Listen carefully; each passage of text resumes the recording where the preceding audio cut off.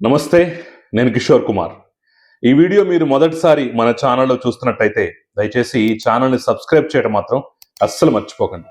మీ ప్రోత్సాహమే మాకు కొండంత బలాన్ని ఇస్తుంది.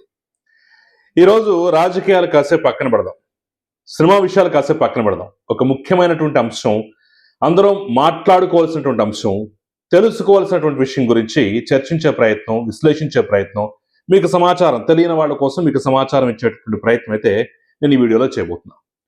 ఏంటయ్యా అంటే, ఆంధ్రప్రదేశ్లో ఈరోజు అఖండ 2 సినిమా విడుదల మాత్రమే కాదు, దానికి సంబంధించినటువంటి విజయోత్సవ అంశాలు మాత్రమే కాదు, మరొక గొప్ప విజయవంతమైనటువంటి అంశం కూడా జరిగింది.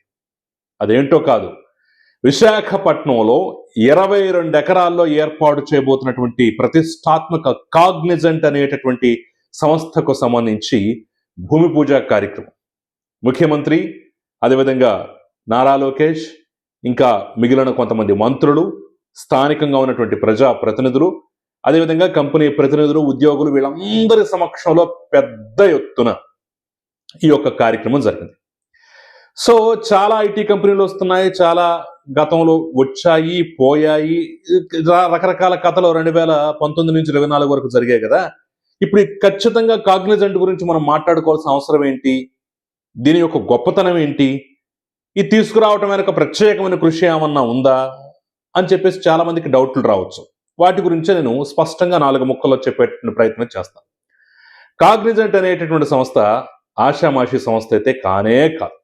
ఎందుకు కాదని చెప్తున్నానంటే, ఐటీ సెక్టార్లో సాఫ్ట్వేర్ ఎంప్లాయీస్గా ఉన్నటువంటి వాళ్ళు, లేదా మీ కుటుంబంలో ఎవరైనా సాఫ్ట్వేర్ ఎంప్లాయీగా ఎవరైనా ఉద్యోగం చేస్తూ ఉంటే వాళ్ళని అడగండి, కాగ్నిజెంట్ అనేటటువంటి సంస్థ గొప్పదేనా, మంచిదేనా, అందుట్లో ఉద్యోగం వస్తే భవిష్యత్తు బాగుంటుందా అని చెప్పేసి వాళ్ళని అడగండి. మీకు తెలియకపోతే వాళ్లే చెప్తారు కథలు కథలుగా ఆ సంస్థ యొక్క గొప్పతనం గురించి.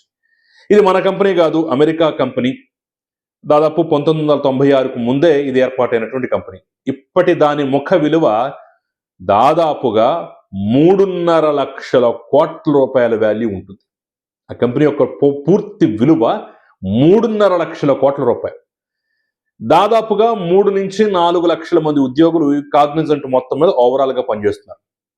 అందుట్లో 2,50,000 పైచీలకు అనుకుంటాను అచ్చంగా ఇండియాలోనే పనిచేస్తున్నారు. అందుట్లో కూడా 75,000 మంది ఉద్యోగులు హైదరాబాద్లో పనిచేస్తున్నారు. ఇప్పుడు ఆంధ్రప్రదేశ్లో ఏర్పాటు చేయబోయేటటువంటి కాగ్నిజెంట్ సంస్థలో 25,000 మందికి ఉద్యోగాలు కల్పించేటటువంటి ప్రణాళికతోటి ముందుకొచ్చింది. అలా ఇలా ముందుకు రావటం కాదు, ఒక వ్యక్తి యొక్క కష్టం, శ్రమ, స్వేదం దీని వెనక దాగింది. ఎస్, దావోస్లో -15 డిగ్రీల సెంటీగ్రేడ్ ఉష్ణోగ్రత. కొంతమంది మాజీ మంత్రుల్లాగా, అమ్మో దావోస్లో -డిగ్రీలు ఉంటాయి, అక్కడికి వెళ్తే స్నానం చేయడానికి కూడా అవకాశం ఉండదు, అలాంటప్పుడు దావోస్ ఎందుకు వెళ్ళాలని చెప్పేసి ఆ వ్యక్తి అలా అనుకోకుండా తన బాధ్యతగా దావోస్లో -15 డిగ్రీల సెంటీగ్రేడ్ ఉష్ణోగ్రతలో కూడా ట్రాఫిక్ జామ్ అయితే నడుచుకుంటూ, కిలోమీటర్ల కొద్ది నడుచుకుంటూ వెళ్ళి ఉదయం 7 గంటలకే కాగ్నిజెంట్ ప్రతినిధులతో మీటింగ్ ఏర్పాటు చేసుకొని, సహజంగా అయితే ఈ కంపెనీ తేవాలి అంటే ఒకవేళ వాళ్ళు ఒప్పుకున్నా కానీ 2-3 సంవత్సరాల ప్రాసెస్ పడుతుంటే, లేదు ఈరోజు దావోస్లో ఉన్నాం, నెక్స్ట్ దావోస్ అంటే ఇప్పుడు జనవరిలో ఉన్నాం, వచ్చే జనవరి కల్లా ఖచ్చితంగా ఆంధ్రప్రదేశ్లో విశాఖలో ఏర్పాటు చేయాలి, విశాఖ రెడీగా ఉంది, ఆంధ్రప్రదేశ్ డెలివరీ చేయడానికి సిద్ధంగా ఉంది, కాగ్నిజెంట్ రావాల్సిందే, వచ్చి తీరాల్సిందని చెప్పేసి పట్టుబట్టు కూర్చున్నారు. వాళ్ళు అడిగిన ప్రతి ప్రశ్నకు మీతో దాదాపు మీరు ఎంత టైం కావాలని అంత టైం స్పెండ్ చేస్తాను, మీరు అడిగిన ప్రతి ప్రశ్నకు సమాధానం చెప్తానంటే 1.5 సేపు ఆ ప్రతినిధులతో మీటింగ్ జరిగిందట. ఆ 1.5 సమయంలో వాళ్ళు అడిగినటువంటి ప్రతి ప్రశ్నకు సమాధానం చెప్పి, హోప్ కల్పించి, సరే మేము రావడానికి సిద్ధంగా ఉన్నామని చెప్పినా సరే ఫలానా టైంకి రావాల్సిందే అని చెప్పేసి పట్టుబట్టి మరీ సాధించినటువంటి వ్యక్తి మరెవరో కాదు, నారా లోకేష్.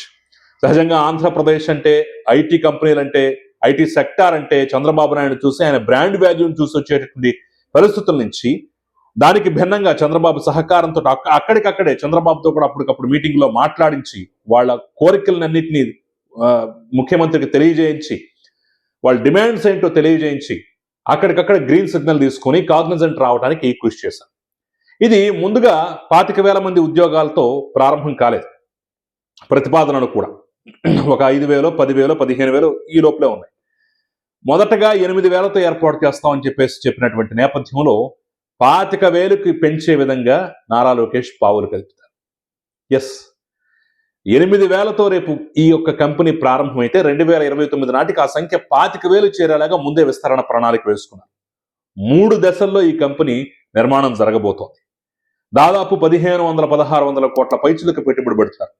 ఆంధ్రప్రదేశ్ ప్రభుత్వం అనుమతులన్నీ ఏకకాలంలో ఇచ్చేసి దాంతో పాటుగా 22 ఎకరాల భూమి, ఒక్కొక్క ఎకరం 99 పైసలకి, ఒక టీసీఎస్కి కాగ్నిజెంట్కి ఈ 2 సంస్థలకు మాత్రమే 99 పైసలకు మాత్రమే భూమి ఇవ్వడం జరిగింది. మిగతా వాళ్ళందరికీ లక్షల్లో కోట్లలో డబ్బు చెల్లించి కొనుక్కున్నారు. ఆ రోజు వర్షా మీద కూడా గొడవ చేశారు. వర్షాకి ఇవ్వాల, కేవలం టీసీఎస్ కాగ్నిజెంట్. ఎందుకంటే ప్రతిష్టాత్మక సంస్థలు వాళ్ళు ఒక 12,000 ఉద్యోగాలు ఇస్తున్నారు. వీళ్ళు ఒక 25,000 ఉద్యోగాలకి ప్రణాళికతో వచ్చారు. మొదటి దశలో 8,000 ఉద్యోగాలు వస్తాయి.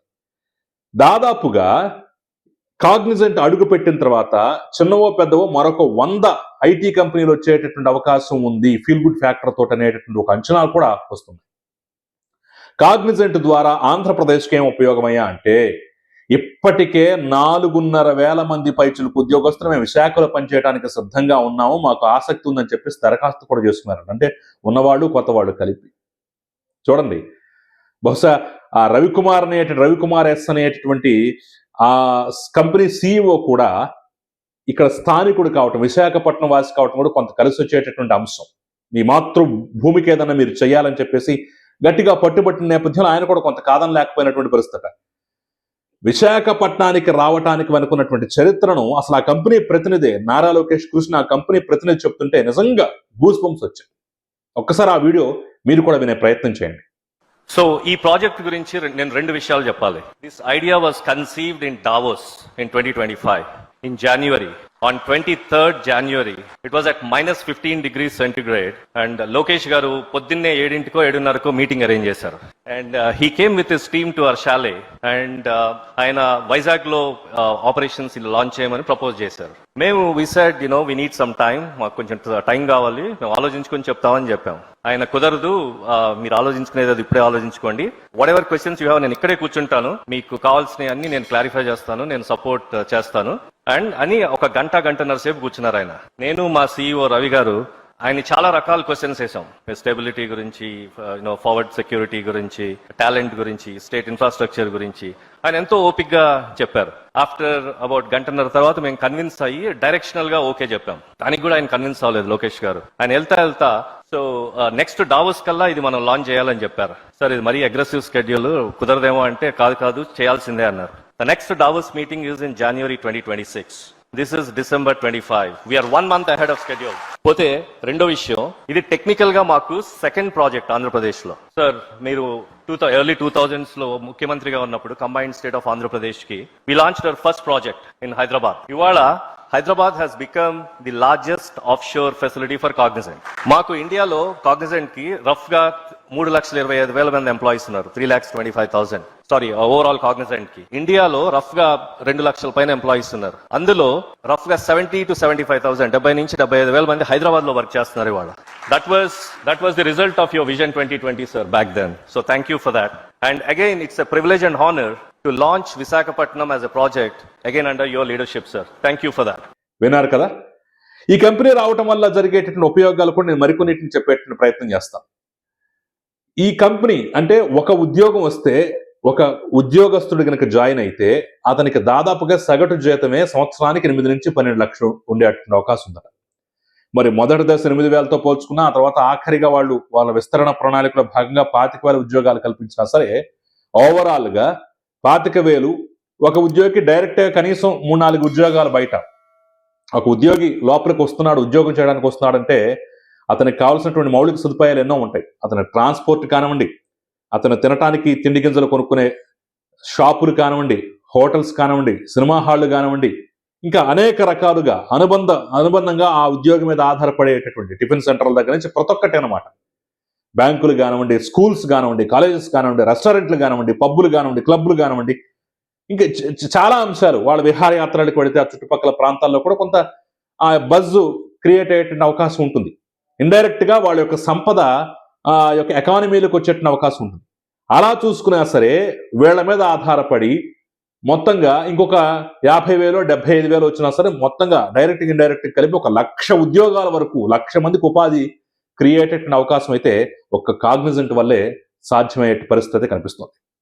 2029 నాటికి ఆంధ్రప్రదేశ్ ఎకానమీకి దాదాపుగా 15,000 కోట్ల రూపాయలు డైరెక్ట్ ఇండైరెక్ట్ గా కాగ్నిజెంట్ వల్ల వచ్చేటటువంటి ఛాన్స్ ఉందని చెప్పేసి కూడా ఆర్థిక నిపుణులు చెప్తున్నారు.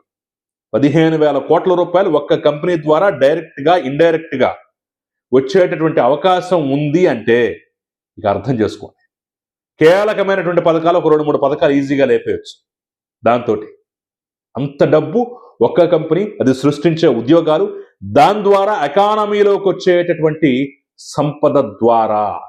కేవలం ఉద్యోగంగానే ఒక కంపెనీగానే చూడటానికి వీలేదు. ఒక కంపెనీ వచ్చిందంటే దాని మీద ఆధారపడి అనేక మంది బతుకుతుంటారు ఇండైరెక్ట్ గా. వీడు 10 మంది ఇక్కడ ఉద్యోగం చేస్తుంటే ఈ 10 మంది మీద ఆధారపడి ఇంకొక 100 మంది బయట బతికినా సరే ఆశ్చర్యపోవాల్సిన అవసరం లేదు.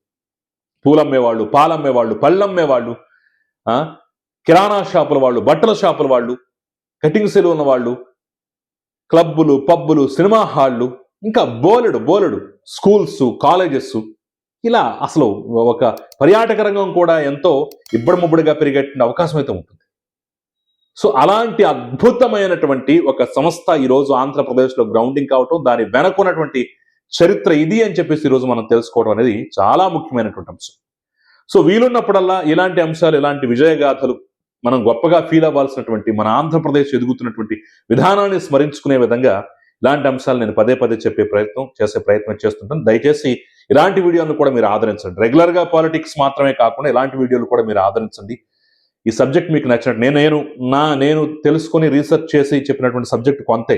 ఇంకా దీని గురించి మీరు తెలుసుకుంటే బోలెడు విషయాలు తెలుస్తాయి. ఈ కాగ్నిజెంట్ ఎలా వచ్చింది, దీని వెనుకున్నటువంటి కథ ఏంటి, అసలు ఈ సంస్థ గొప్పతనం ఏంటి, దీని ద్వారా వచ్చే ఉద్యోగాల ద్వారా మన ఆంధ్రప్రదేశ్ ఏ విధంగా బాగుపడుతుంది అనేది తెలుసుకుంటే ఇంకా బోలెడు విషయాలు. సో ఈ అంశం కనుక మీకు నచ్చినట్టయితే దయచేసి లైక్ చేయండి, షేర్ చేయండి, సబ్స్క్రైబ్ చేయడం మాత్రం అసలు మర్చిపోకండి. నమస్తే.